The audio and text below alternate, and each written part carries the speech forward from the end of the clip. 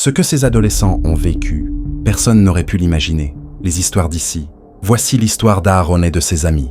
Une histoire tissée de promesses, de rires et de secrets sombres. L'été de leurs 18 ans s'annonçait comme un rêve. Ils étaient 6. Aaron, Lucas, Piper, Nathan, Tatum et Brooke.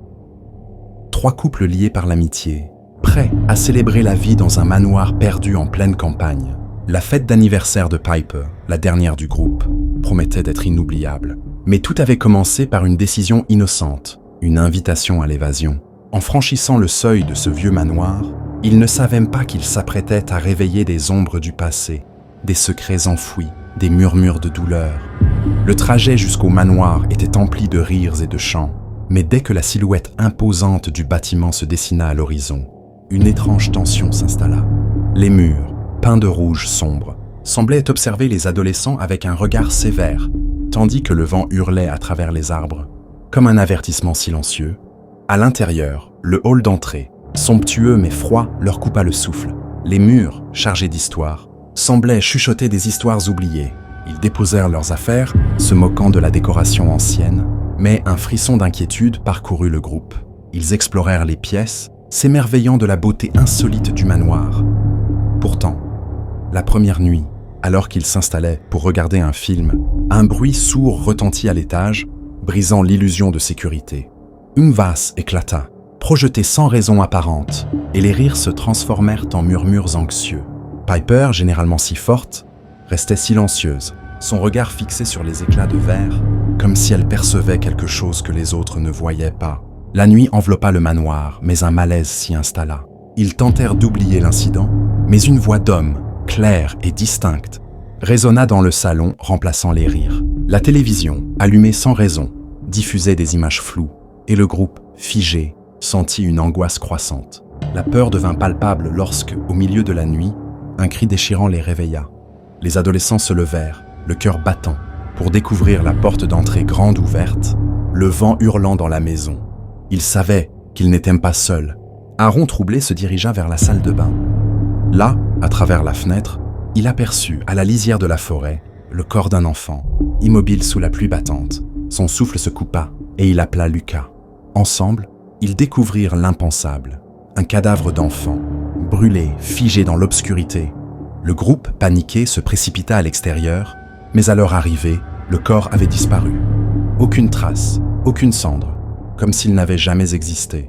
La terreur s'empara d'eux alors qu'ils comprenaient que le manoir cachait des mystères bien plus sombres qu'ils ne l'auraient jamais cru.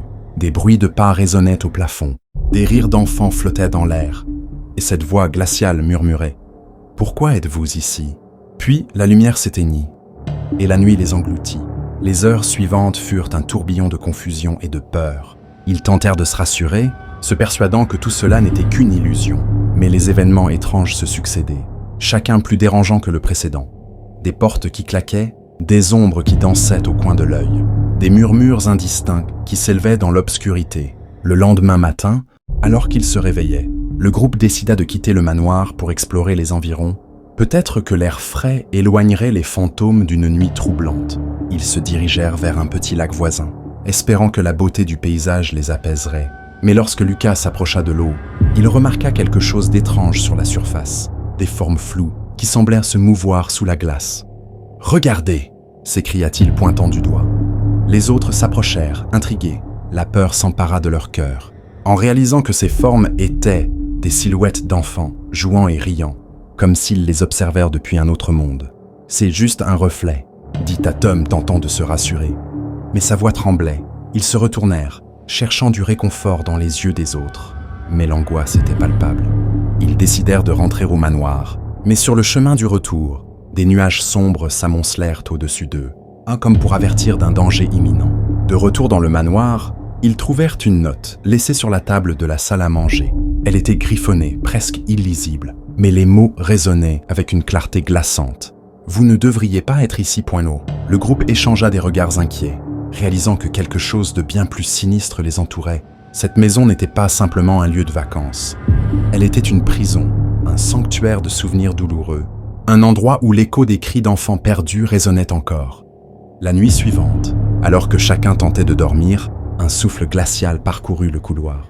Aaron, ne pouvant plus résister à l'angoisse, sortit de sa chambre. Il se dirigea vers la salle à manger, là où la note avait été laissée. Tout à coup, un rire d'enfant résonna, résonnant dans l'obscurité. Aaron se figea, son cœur battant à tout rompre. Il suivit le son, ses pas lents et hésitants, jusqu'à la cuisine. Là, il aperçut une silhouette floue, un enfant aux traits indistincts qui lui souriait. « Viens jouer avec nous », chuchota la voix, douce et presque familière. Aaron se sentit attiré, mais un frisson de peur le saisit. Il se retourna précipitamment et courut vers sa chambre, fermant la porte derrière lui. Ses amis dormaient encore, ignorant le danger qui les guettait. Le lendemain, ils décidèrent d'en parler. Réunis dans le salon, la tension était palpable. « Nous devons partir », proposa Brooke, le visage blême. « Ce manoir est hanté. » « Mais nous ne pouvons pas laisser cette expérience inachevée, » rétorqua Nathan, le regard déterminé. « Il y a quelque chose ici que nous devons comprendre. » Le débat fit rage, chacun exprimant ses craintes et ses doutes. Finalement, ils décidèrent de rester encore une nuit, mais de s'organiser pour se protéger. Ils formèrent un cercle autour d'une bougie, déterminés à affronter les ténèbres ensemble. La nuit tomba, et avec elle, la peur s'intensifia. Les murmures reprirent, plus forts, plus pressants. Les ombres dansaient sur les murs, et la température chuta brutalement. Soudain, la porte d'entrée s'ouvrit avec fracas. Un enfant apparut, les yeux brillants de malice. « Vous avez osé rester », dit-il d'une voix claire, presque joyeuse. « Vous jouez avec le feu. » Le groupe, pétrifié, ne savait que faire. Le rire de l'enfant résonna dans la pièce, et bientôt, d'autres silhouettes apparurent, entourant les adolescents. « Pourquoi êtes-vous ici ?» répéta la voix, plus forte cette fois.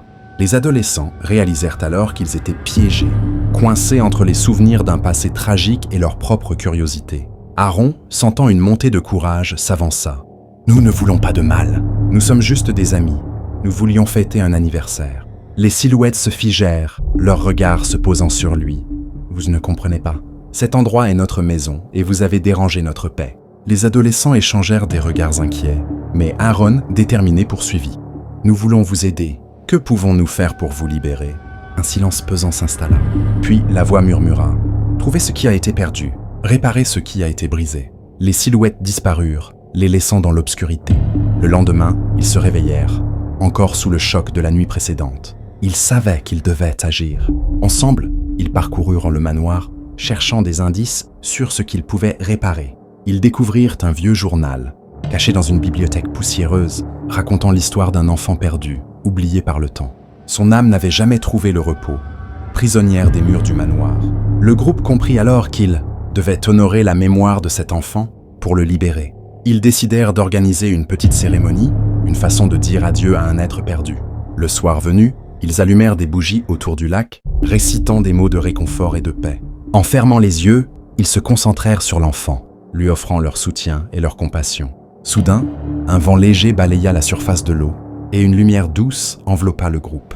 Les silhouettes apparurent à nouveau, mais cette fois, elles étaient apaisées, leurs visages souriants. « Merci », murmurèrent-elles en chœur. « Vous nous avez libérés. » Et avec un dernier éclat de lumière, elles disparurent, laissant derrière elles un silence apaisant.